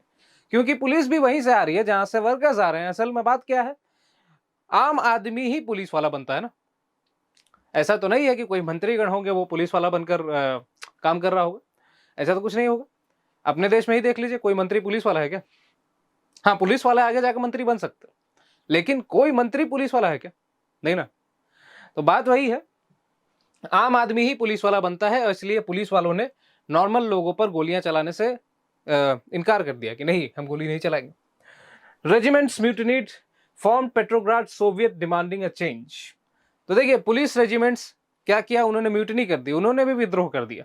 और विद्रोह करने के बाद क्या बनाया? Petrograd Soviet. सोवियत क्या होता है? एक लोगों का समूह को सोवियत कहते हैं। यानी आप कहें तो आप कह सकते हैं कि ऑर्गेनाइजेशन बनाया हमने आम लोगों का ऑर्गेनाइजेशन, उसे कह दिया सोवियत। रशियन में यूनियन का मतलब होता है सोवियत, ऑर्गेनाइजेशन का मतलब होता है Soviet. Jar abdicated on 2 March following military advice. Jar ने क्या किया? 2 मार्च को अपनी पद्धति छोड़ दी, अपना गद्दी छोड़ दिया, और उसके कारण अब क्या, रशिया से मोनार्की खत्म हो गई। Provisional government formed by Soviet and Duma leaders. Duma leaders और सोवियत लीडर्स के बीच में कोलैबोरेशन हुआ। कोलैबोरेशन के साथ वहां पर एक नई गवर्नमेंट बनाई गई, नई सरकार बनाई गई, जिसका नाम था provisional government. Petrograd's revolution led to monarchy's downfall. यहां पर देखेंगे कि रशियन रेवोल्यूशन कब खत्म हुआ, जब पेट्रोग्राड में रेवोल्यूशन हुआ था 1917 की फरवरी में, इसीलिए इसका नाम है फरवरी रेवोल्यूशन। असल में कहा जाए तो मार्च में रेवोल्यूशन हुआ था। क्यों, लेकिन मार्च में रेवोल्यूशन जब हुआ तो सर फेब्रुअरी रेवोल्यूशन क्यों कहते हैं इसे? इसलिए कहते हैं क्योंकि रशिया में जूलियन कैलेंडर का इस्तेमाल होता था और बाकी सारी जगह ग्रेगोरियन कैलेंडर का इस्तेमाल होता था। यानी क्या है, old style versus new style. तो ओल्ड स्टाइल में फरवरी में ही रेवोल्यूशन हो गया था, फरवरी के अंत में, जबकि न्यू स्टाइल में मार्च में रेवोल्यूशन हुआ था। अब इसके बाद देखिए क्या है, फरवरी के बाद क्या हुआ। फरवरी के बाद क्या होता है, provisional government, army, landowners, industrialist, liberals, socialist aim for elected rule. Provisional government में कौन कौन लोग थे? आर्मी के लोग थे, लैंड ओनर्स थे, इंडस्ट्रियलिस्ट थे, लिबरल्स थे, सोशलिस्ट थे, एम फॉर इलेक्टेड रूल। तो यहां पर हम देखेंगे इतने लोग जो है, army, landowner, industrialist, liberals, ये लोग कौन है? ये लोग सारे अमीर लोग। तो आप देखेंगे कि प्रोविजनल गवर्नमेंट ज्यादातर अमीर लोगों के द्वारा बनाई गई थी। इसका यही मतलब है कि अगर अमीर उन लोगों को रूल करने दिया जाता तो हो सकता है ये लोग फिर शक्तियों का गलत इस्तेमाल करते। Public meetings restriction lifted. लोगों की जो मीटिंग पर रिस्ट्रिक्शन की गई थी, रिस्ट्रिक्शन बनाकर रखा गया था, रिस्ट्रिक्शन कर दिया गया था, मतलब सीधी सी बात है, मनाही कर दी गई थी कि आप मीटिंग नहीं कर सकते। मान लीजिए धारा 144 लगा दिया गया था। जैसे भारत में जब कोई दंगा फसाद होता है तो धारा 144 लगा दी जाती है, उसी तरह से धारा 144 लगा दी गई थी। और इसके बाद क्या हुआ, तो ये धाराएं खत्म कर दी गई, मतलब रिस्ट्रिक्शन उठा दिए गए। और रिस्ट्रिक्शन उठाने के बाद सोवियत क्या बन गया, सोवियत बनाया गया। हर पूरे रशिया में सोवियत बनना शुरू हो गए थे। लेनिन्स अप्रैल थीसिस, तो ये क्या है, अप्रैल थीसिस क्या है देखिए, end war, land to peasants, bank nationalisation. Lenin क्या मांग रहे हैं, वर्ल्ड वॉर में जो रशिया ने भाग लिया उसे खत्म किया जाए, मतलब रशिया रिट्रीट करे। लैंड टू पेजेंट्स, जितनी भी लैंड है, नोबल्स के पास जो भी लैंड है वो किसे दिया जाए, पेजेंट्स को दिया जाए, किसानों को दिया जाए। और बैंक नेशनलाइजेशन, यानी जितने भी बैंक है उसे नेशनलाइज कर दिया जाए देश के नाम पे, public banks. Initially surprising for Bolsheviks but attitudes changed. Bolsheviks को भी इसका अंदाजा नहीं था, लेकिन बाद में लोगों ने अपना स्टाइल बदल दिया, एटीट्यूड बदल दिया, बोला ठीक है कोई बात नहीं, चलता है, वैसे भी जैसा चल रहा है वैसा चलने दे। ये देखिए व्लादिमीर लेनिन, रशियन रेवोल्यूशन के नेता, हीरो कहा जा सकता है। आफ्टर फरवरी के बाद क्या हुआ, गर्मी के दिन आए, workers movement spread, factory committees, trade unions grow. Worker movement बढ़ा, फैक्ट्री कमीशंस बने, और क्या बना, ट्रेड यूनियंस बना। ये सारी चीजें बनाई गई लोगों के द्वारा। सोल्जर्स कमिटी फॉर्म, सोल्जर्स ने भी अपनी कमिटीज बनाई, जिसका नाम था all Russian Congress of Soviets. ये है। गवर्नमेंट्स पावर वेन्ड, बोल्शेविक इन्फ्लुएंस रोज। जो प्रोविजनल गवर्नमेंट बनी थी उसकी शक्तियां खत्म होने लगी और बोल्शेविक की शक्तियां बढ़ने लगी। July repressed, Bolshevik demonstration leaders hit. देखिए यहां पर आपको अंग्रेजी थोड़ी उल्टी पल्टी लग रही होगी, मुझे भी लग रही है, तो यहां पर शब्दों को कम करने के लिए लिखा गया है कि जुलाई में हुआ क्या। बोल्शेविक्स डेमोन्स्ट्रेशन कर रहे थे, क्यों कर रहे थे, क्योंकि लेनिन को डर था कि ये जो प्रोविजनल गवर्नमेंट है इवेंचुअली क्या हो जाएगी, डिक्टेटरशिप बन जाएगी आगे जाकर। जिसके कारण लेनिन ने बोल्शेविक्स से ऑर्गेनाइज कराया हड़ताल और इसे रिप्रेस किया गया। जुलाई के समय में डंडे वंडे मारे गए, लोगों को गोलियां चली, जिससे काफी सारे लोग मारे भी गए। तो ये रिप्रेशन देखकर लेनिन ने प्लान बनाया कि नहीं, रेवोल्यूशन दोबारा करना जरूरी है। Peasants, socialist, revolutionary sought land redistribution, land committees formed. तो यहां पर देखिए ये लोग जो हैं, पेजेंट्स हैं, सोशलिस्ट रेवोल्यूशनरीज हैं, ये लोग क्या चाहते थे कि लैंड जो है, जमीन जो है, उसे दोबारा लोगों में बांट दिया जाए, इसलिए लैंड कमिटीज बनाई गई। और peasant seized land, July to September 1917। Peasants ने क्या किया, किसानों ने क्या किया, जमीनें छीन ली अपनी। खैर उन्हीं का जमीनों पर हक था तो छीनी तो जाएंगी। अब इसके बाद देखिए अक्टूबर रेवोल्यूशन ऑफ 1917। यहां पर कुछ नाम इंपॉर्टेंट है, जैसे लेनिन तो है ही, ट्रॉट्स्की है, इस तरह के नाम इंपॉर्टेंट है तो देख लेंगे। Conflicts grew between provisional government and Bolsheviks. तो क्या हुआ, प्रोविजनल गवर्नमेंट और बोल्शेविक्स के बीच में कन्फ्लिक्ट बढ़ गए। कन्फ्लिक्ट का क्या मतलब होता है, आपसी टकराव बढ़ गए। Lenin feared dictatorship, planned uprising in September। तो ये देखिए अक्टूबर रेवोल्यूशन जो हम लोग कह रहे हैं वो क्या कब हुआ, अक्टूबर में, लेकिन यहाँ क्या लिख रहा है, सितंबर में इन्होंने अपराइजिंग शुरू की, प्लान किया गया। 16 अक्टूबर को पेट्रोग्राड सोवियत और Bolshevik supported powers take over. 16 अक्टूबर को इन्होंने क्या किया, टेक ओवर कर लिया, रशिया के गवर्नमेंट पर टेक ओवर कर लिया। ट्रॉट्स्की, अब ये नाम आ गया ट्रॉट्स्की, जो मैं कह रहा था, ट्रॉट्स्की मिलिट्री ऑर्गेनाइजेशन में हेड थे। Trotsky committee organise seizure secretly, और ये क्या किया इन्होंने शुरुआत की मंत्रियों पर, जो प्रोविजनल गवर्नमेंट के मंत्री थे उनके ऊपर सीजर शुरू किया था, और यही आगे जाकर अक्टूबर रेवोल्यूशन में काम आया था। 24 अक्टूबर को क्या हुआ देखिए, अपराइजिंग बिगैन, की लोकेशन सीज्ड। मंत्रियों को घर में बंद कर दिया गया, घरों में बंद कर दिया गया कि आप एक दूसरे से बात नहीं करेंगे, ठीक है। और क्या हुआ, शुरुआत हुई अक्टूबर रेवोल्यूशन की। विंटर पैलेस को यहां देखिए shelled, city under committees control. क्या किया गया विंटर पैलेस पर, क्या किया गया, अभी देखिए जब लड़ाई हो रही थी तो रशिया ने भी बैटलशिप्स बना के रखे थे। बैटलशिप्स क्या होते हैं, ऐसे पानी के जहाज जिसपे बड़ी बड़ी तोपें लगी हुई थी। तो एक बैटलशिप उसमें थी अवरोरा। ये क्या हुआ, इन्होंने नेवा नदी के ऊपर अवरोरा को चढ़ाया, उड़ा दिया, विंटर पैलेस को उड़ा दिया, मतलब अवरोरा से फायरिंग करवा दी। वही other cities saw uprisings, Moscow heavy fighting. यहां देखिए अंग्रेजी उल्टी पल्टी लग रही होगी आपको, क्योंकि शब्द कम करने की कोशिश किए गए हैं। दूसरे सिटीज में भी क्या हुआ, ये अपराइजिंग देखा गया, रिवोल्ट देखा गया, विद्रोह देखा गया, और इंटेंस फाइटिंग, जबरदस्त लड़ाई हुई है लोगों में असल में कहा जाए तो बोल्शेविक्स के बीच में और प्रोविजनल गवर्नमेंट के बीच में। By December Bolsheviks ruled Moscow Petrograd. तो दिसंबर आते आते तक बोल्शेविक जीत गए और प्रोविजनल गवर्नमेंट हार गई, और इसके बाद शुरू हुआ रशिया का एक नया अध्याय, कम्युनिस्ट रशिया। अक्टूबर के बाद क्या हुआ देखिए, Bolsheviks strongly against private property. Bolsheviks कौन थे, सोशलिस्ट लोग थे, तो सीधी सी बात है ये लोग प्राइवेट प्रॉपर्टी के खिलाफ थे। इंडस्ट्रीज, बैंक्स, ये सारी चीजें क्या किया गया, नेशनलाइज कर दिया गया, पब्लिक सेक्टर में डाल दिया गया, सरकार के अंदर आ गया। जब 1917 में बोल्शेविक्स जीते तब रशिया में कम्युनिस्ट गवर्नमेंट आई थी, और ये सारी चीजें क्या है, कम्युनिस्ट गवर्नमेंट के लक्षण है। Land declared social property, peasant seize nobility's land. यहां पर देखिए क्या लिखा गया, लैंड डिक्लेयर्ड सोशल प्रॉपर्टीज, मतलब क्या है कि जमीन को सोशल प्रॉपर्टी बना दिया गया कि समाज की संपत्ति है, और किसानों ने नोबिलिटी की लैंड छीन लिया। उसके बाद large houses partitioned, old aristocratic titles band.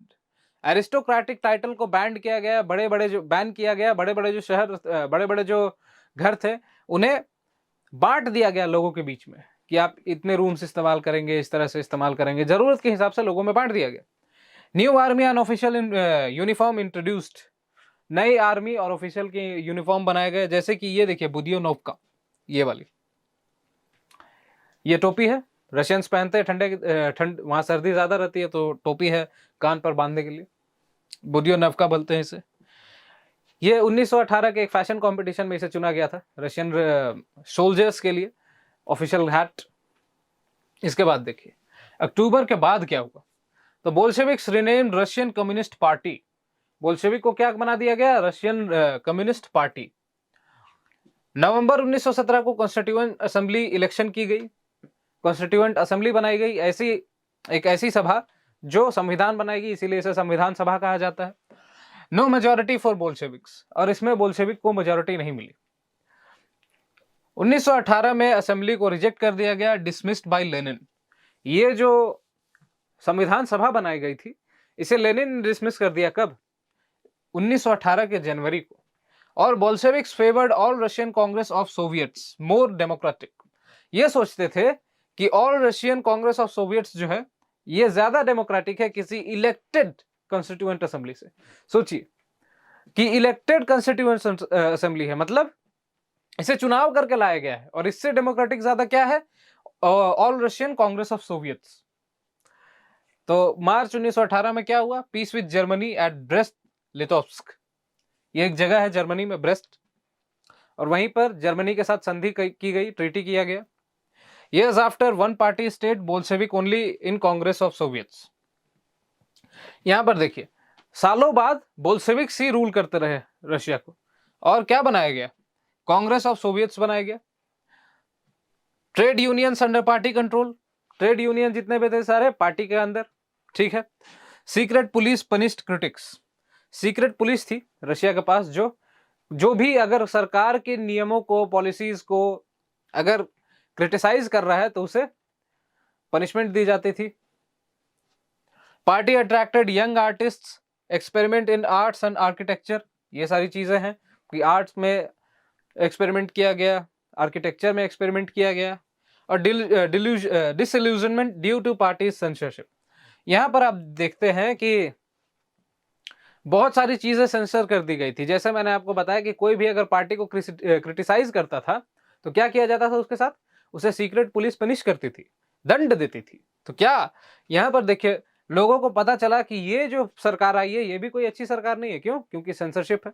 लेकिन खैर, कम्युनिज्म तो बैठाया गया, महान क्रांति कहा जाता है रशियन रेवोल्यूशन को, और असल में है भी, क्योंकि एक नई सोच के साथ नई सरकार बनाई गई रशिया में।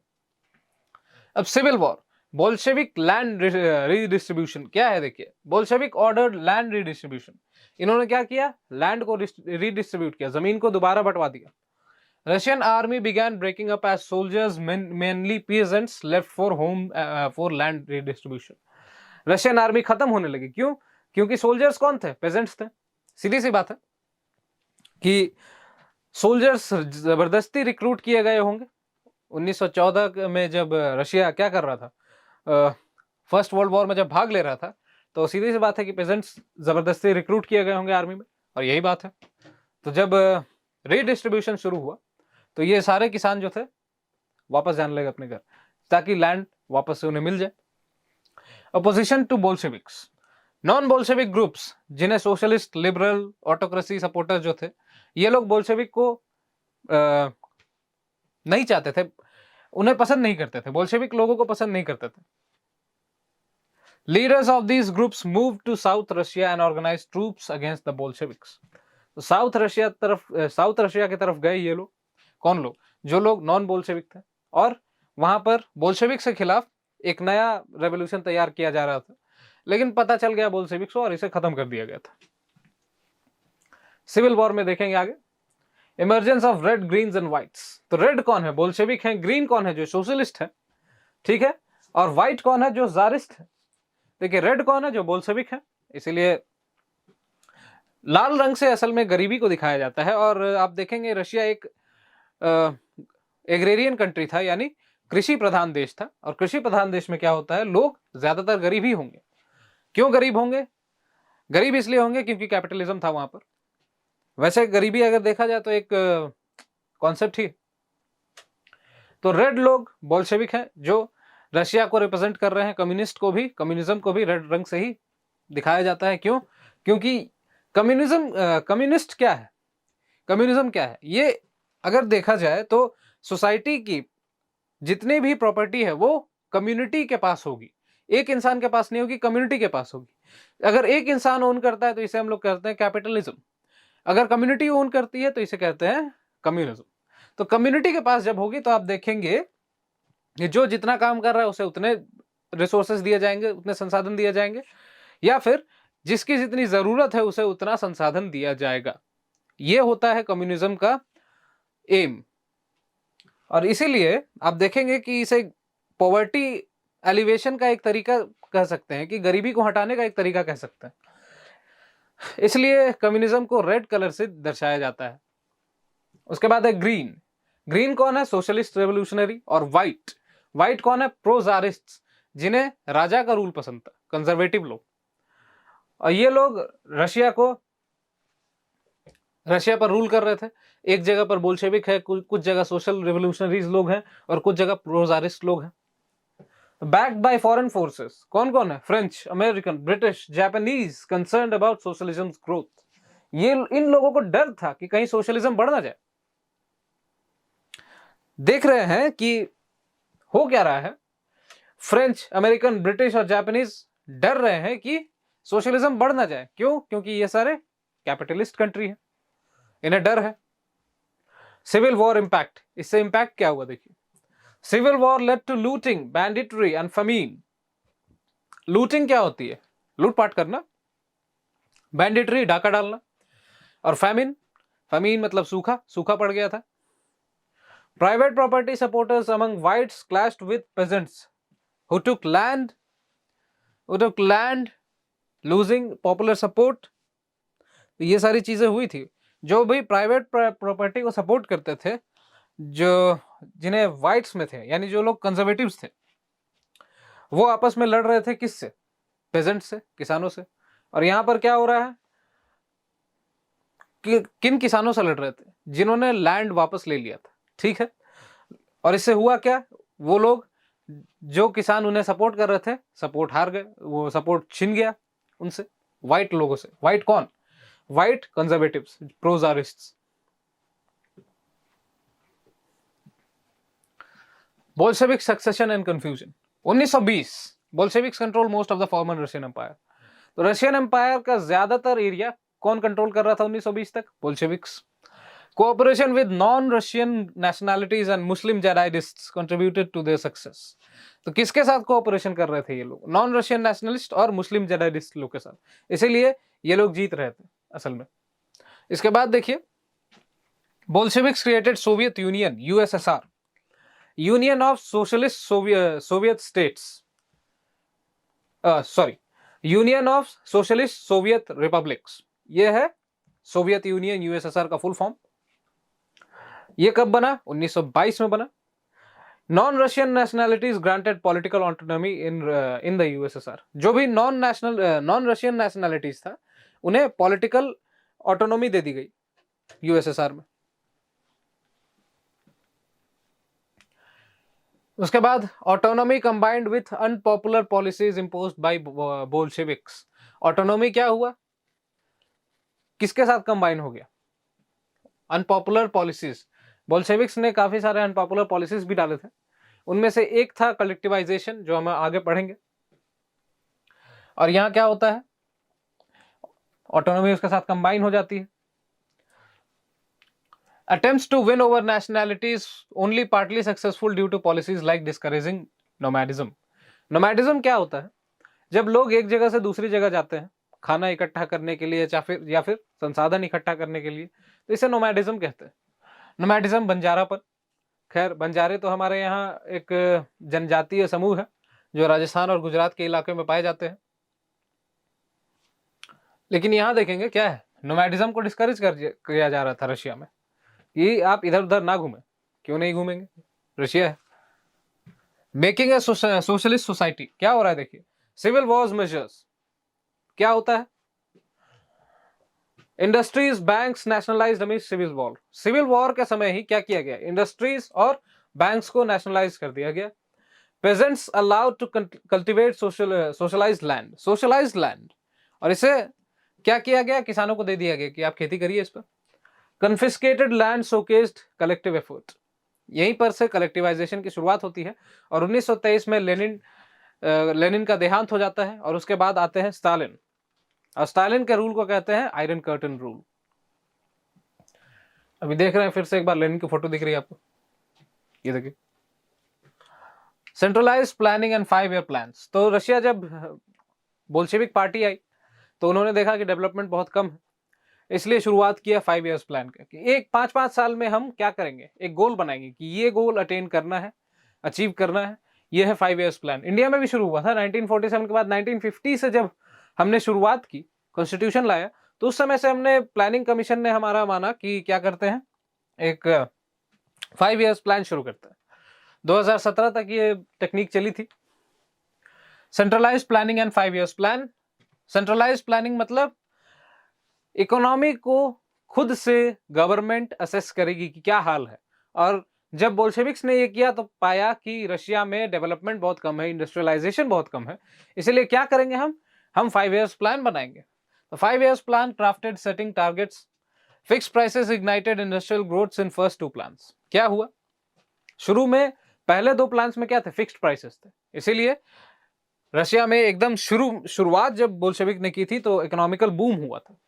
लेकिन बाद में हम देखते हैं कि आगे जाकर 1929 तक जाकर 1929 से 33 ग्रेट डिप्रेशन आ जाता है वर्ल्ड में, और सिर्फ रशिया को ही नहीं बाकी दुनिया में जितने भी देश हैं सबको प्रॉब्लम। और 1933 के बाद तो आप जानते हैं महान कह रहा हूँ हिटलर, अडोल्फ हिटलर का रूल हो जाता है कहाँ, जर्मनी में, और वहां से शुरू होती है एक नई कहानी, वर्ल्ड वॉर 2 तक ले जाती है वो दुनिया को। मेकिंग ए सोशलिस्ट स्टेट, इसमें क्या है देखिए, centralised planning spurred economic growth. 1929 से 33 तक इकोनॉमिक प्रोडक्शन डबल हो गया, ऑयल, कोल, स्टील, और यही टाइम था क्या, किस चीज का, ग्रेट डिप्रेशन का। Birth of new factory cities, prosperity's theme, इस तरह से रशिया का डेवलपमेंट हुआ है। और देखिए changes of Swift construction, rapid construction, poor working conditions, अभी भी वर्किंग कंडीशंस को ठीक नहीं। मैग्नेटोगोर्स्क स्टील प्लांट इन 3 years, 3 साल में ये जगह बना दी गई, स्टील प्लांट इस जगह पर बना दी गई, क्या नाम है, मैग्नेटोगोर्स्क। इसके बाद 550 work stoppages in first year, workers plight unveiled. यहां पर भी देख रहे हैं कि बोल्शेविक आने के बाद भी, कम्युनिज्म आने के बाद भी वर्कर लोग को कुछ आसानी नहीं हुई जिंदगी में। Living quarters and harsh realities, in extreme cold 4th floor dash for toilets. अब देखिए लोग क्या है, रशिया में उस समय भी ऊंची ऊंची बिल्डिंगें थी, तो तीसरे चौथे माले से ठंड के दिनों में तीसरे चौथे माले से अगर आप सो रहे हैं और आपको टॉयलेट जाने की दरकार हो गई, तो ठंड के दिनों में आपको तीसरे चौथे माले से दौड़कर उतरना पड़ता था, दौड़कर उतरकर उसके बाद फिर आप टॉयलेट जाएंगे, क्योंकि रूम के अंदर मतलब एक फ्लैट के अंदर टॉयलेट नहीं होता था। Workers life stark challenges told, यहां पर क्या है देखिए, जो मजदूरों की जिंदगी थी पहले भी खराब थी, अब भी खराब ही है। एजुकेशन एंड सोशल सपोर्ट, तो extending schooling workers and peasants embrace, अजीब सी अंग्रेजी। यहां पर क्या हो रहा है, स्कूल का इजाफा किया जा रहा है, लोगों को एजुकेशन दिया जा रहा है। क्यों दिया जा रहा है, ताकि वो लोग डेवलपमेंट में आगे बढ़ सके, विकास में आगे बढ़ सके। Factory day cares for women's kids, nurturing space, factories में डे केयर्स बना दिया गया। डे केयर सेंटर क्या होता है, आंगनबाड़ी सेंटर आप जानते होंगे, उसी तरह डे केयर होता है। तो वहां पर औरतों के बच्चों के लिए काम ये बनाया गया था। तो इससे क्या हुआ, औरतें अपने बच्चों को लेकर जाती थी फैक्ट्रीज में, और वहां पर काफी सारे हेल्थ इश्यूज आने के चांसेस थे। इसी के कारण फैक्ट्री में डे केयर्स बना दिया गया। डे केयर क्या होता है, वही आंगनबाड़ी। तो उसमें डे केयर में छोड़ दिया बच्चों को, और बच्चे खेल रहे हैं अपना। Health care and modern living, तो पब्लिक हेल्थ केयर रशिया में चीप है, अभी भी है। भारत और रशिया ऐसे देश है जहां पर पब्लिक हेल्थ केयर एकदम चीप है, और ये सरकार ही देती है। Modern living quarters, workers well being flair. इसके बाद क्या हुआ, लिविंग क्वार्टर्स को नया बनाया गया, वर्कर्स वेलबींग मतलब मजदूरों के लिए अच्छी सुविधाएं दी गई ताकि वो ठीक से रह सके। और uneven impact and limited resources, हुआ क्या देखिए, हर देश में, हर इकोनॉमी में ये प्रॉब्लम होता है कि रिसोर्स बहुत लिमिटेड होते हैं और लोगों की जरूरतें बहुत ज्यादा होती है। तो हाँ, तो देखेंगे अनलिमिटेड एंड्स क्या है, अनलिमिटेड है, और मींस लिमिटेड। मींस मतलब रिसोर्सेज, एंड्स मतलब वांट्स, ठीक है। तो यहां पर भी देख रहे हैं रशिया में भी वही प्रॉब्लम है, गवर्नमेंट्स लिमिट्स प्रोग्रेस कंटेन्ड। अब यहां पर क्या होता है, जब आप रिसोर्स ज्यादा इस्तेमाल कर लेते हैं तो आपको दिक्कत होता है इन्फ्लेशन का। यहां पर दिक्कत हुआ, रिसोर्स ज्यादा इस्तेमाल कर लिया, जिसके कारण सरकार की प्रोग्रेस करने की क्षमता कम हो गई, तो लिमिट हो गई, और उसके कारण प्रोग्रेस रुक गया। ऐसी चीजें भी होती है। और लेनिन के मरने के बाद, लेनिन के देहांत के बाद आए स्टालिन।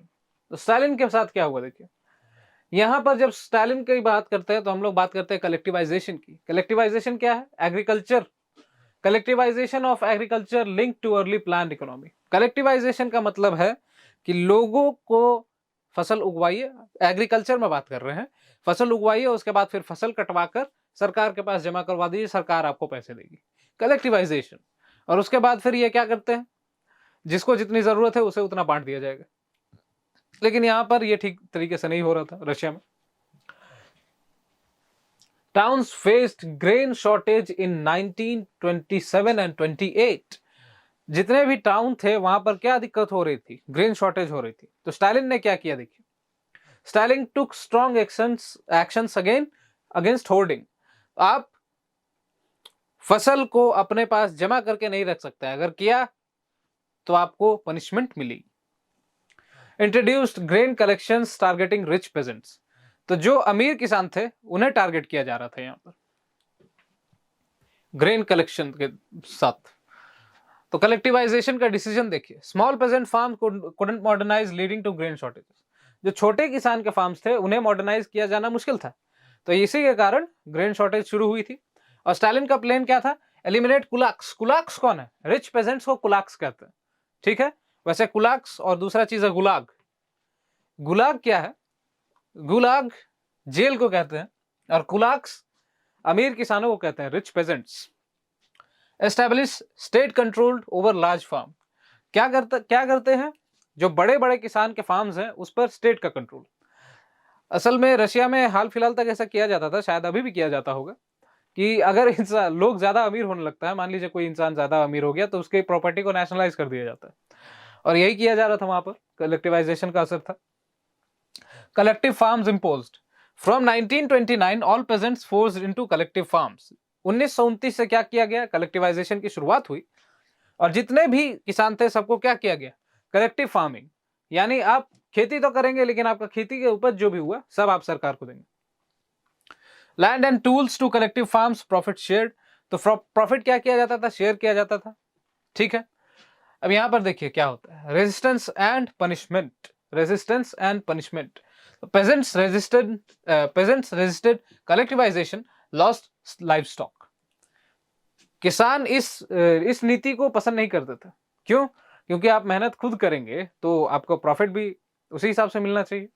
सरकार अगर सोचेगी कि आपके नीड्स कम है, आपने मेहनत किया है, आपने बहुत सारा अनाज उगाया है, लेकिन सरकार को लगता है आपके नीड्स कम है, तो आपको सामान भी कम दिया जाएगा ना, ये बात है। इसीलिए पेजेंट्स इसे दूर भागते थे कि ये हमें नहीं चाहिए, ये नीति अच्छी नहीं है। इसके कारण क्या हुआ, लाइफ स्टॉक में बर्बादी हो गई। लाइफ स्टॉक क्या होता है, मवेशी। Resistance met with severe punishment. तो यहाँ देखिए, लोग जो भी रेजिस्ट कर रहा था इसे, जो भी इसका विद्रोह कर रहा था, उसे बहुत घनघोर दंड दिया जा रहा था। क्यों दिया जा रहा था, स्टालिन को लगता था कि ये लोग उनके रूल के खिलाफ है, इसीलिए। Production didn't immediately increase.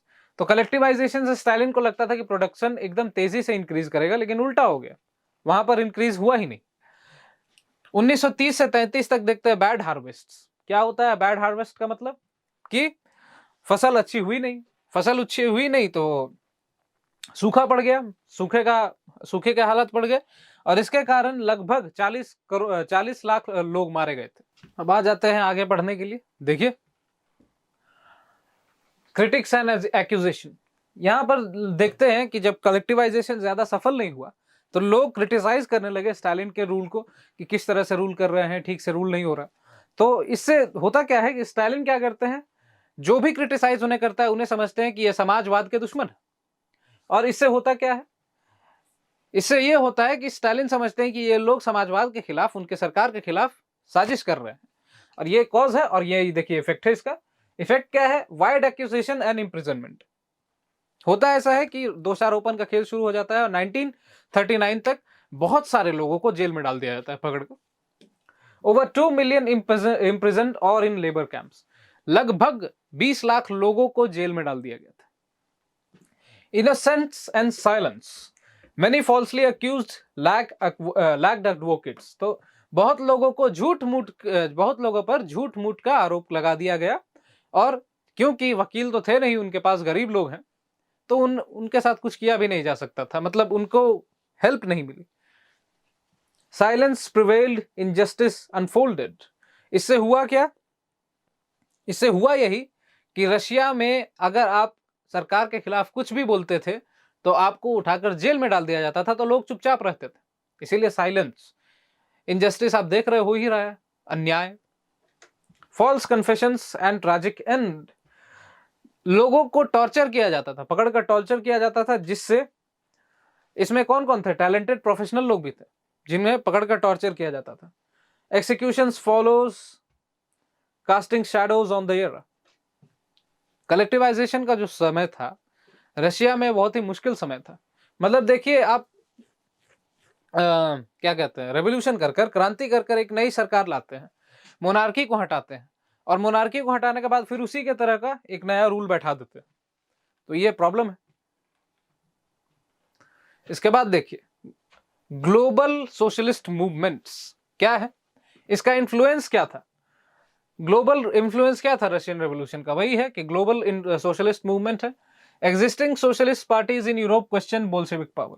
तो यूरोप में जितने भी लोग थे, जो भी सोशलिस्ट पार्टीज थे, वो बोल्शेविक की शक्तियों का पर सवाल उठा रहे थे कि क्या कर रहे हैं ये लोग। Formation of communist parties world wide, इसका एक इम्पैक्ट दुनिया में ये पड़ा कि दुनिया भर में कम्युनिस्ट पार्टीज बनी, ठीक है। और यहां पर क्या है, वर्कर्स स्टेट कॉन्सेप्ट, कि मजदूरों के द्वारा देश बनाए जाएंगे, ये कॉन्सेप्ट था सोशलिस्ट पार्टीज का, ठीक है। उसके बाद क्या है देखिए, कम्युनिस्ट इन्फ्लुएंस एंड एजुकेशन। यहां पर देखिए क्या है, Bolshevik urged colonial nations to follow their lead. Bolshevik क्या करते थे, जितने भी कॉलोनियल लीडर्स नेशन थे, जितने भी कॉलोनियल देश थे, जितने भी उपनिवेशिक देश थे, उन्हें बोलते थे कि आप हमारे जैसे काम करिए। क्या? Conference of the peoples of the east and Comintern fosters international unity. यहां पर क्या करते हैं, लोगों के साथ बातचीत, इंटरनेशनल यूनिटी की बात हो रही है। Non Russian join received education at communist universities. तो नॉन रशियंस ज्वाइन हुए, नॉन रशियंस रशिया जाकर वहां पर कम्युनिस्ट यूनिवर्सिटीज में पढ़ते थे। अब हम लोग एक बार अंतिम स्लाइड्स हैं तो ये भी देख लेंगे कि यूएसएसआर का ग्लोबल इंपैक्ट क्या है। देखिए यूएसएसआर का ग्लोबल इंपैक्ट क्या है। USSR influence sword by second world war. Second world war के समय यूएसएसआर का जो इन्फ्लुएंस था वो और बढ़ गया। कैसे? ये दुनिया में एक समाजवाद का केंद्र बन गया था, एक स्तंभ बन गया था कि अगर सोचते, समाजवाद की सोच हुई, मतलब समाजवाद की सोच हुई, आपने सोचा कि समाजवादी देश, तो सीधा दिमाग में आएगा क्या? यूएसएसआर। लेकिन आपने देखा पिछली स्लाइड्स में मैंने बताया कि कैसे कलेक्टिवाइजेशन का गलत फायदा उठाया गया। Became a symbol of socialism world wide. ये देखिए सोशलिज्म का चिन्ह बन गया था। और अगर आप देखते हैं कि इसी के कारण अलग अलग जगहों पर सोशलिज्म के अलग अलग डेफिनेशंस दिए गए। क्यूबा में देख लीजिए आप, चाइना में देख लीजिए आप। इसी के साथ इस वीडियो में इतना ही। वीडियो को लाइक करें, सब्सक्राइब करें हमारे चैनल को, घंटी का आइकन दबाएं, उसके बाद वीडियो को शेयर करें, अगर आपके दोस्त हैं तो उन तक पहुंचाएं। इसी तरह के कंटेंट आगे आपको मिलते रहेंगे। धन्यवाद।